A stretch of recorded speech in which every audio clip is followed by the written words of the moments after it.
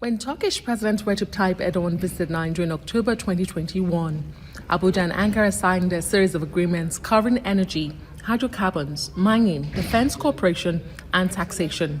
Bilateral trade was around $2 billion at the time, with ambitions to grow it significantly. 5 years later, the two countries are back at the table, this time in Ankara, and under a different Nigerian president, signing 9 agreements.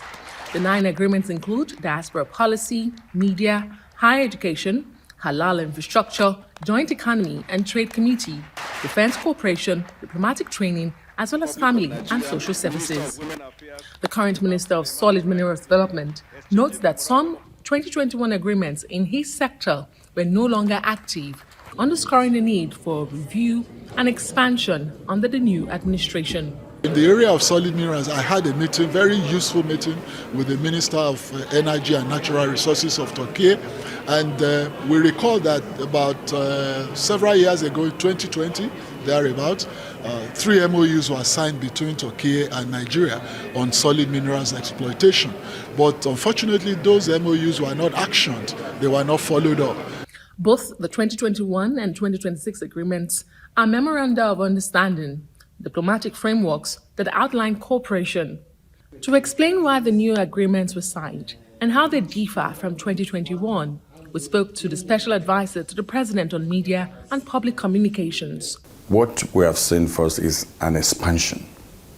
There's no rule that says we must stick to just 5. The fact that this administration under President Bola Ahmed Tinubu is able to expand the areas of cooperation, that is a credit, is progressive.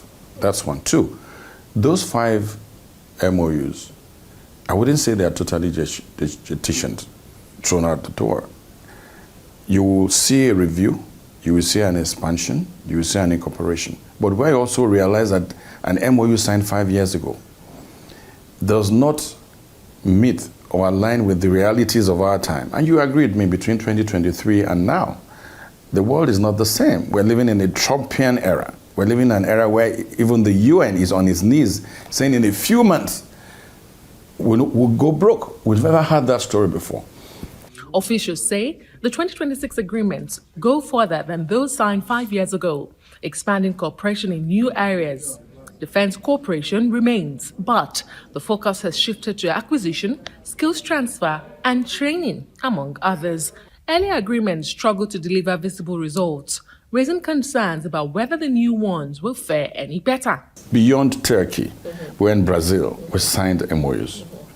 And you see the presence of mind of the president being there to make sure that this happens.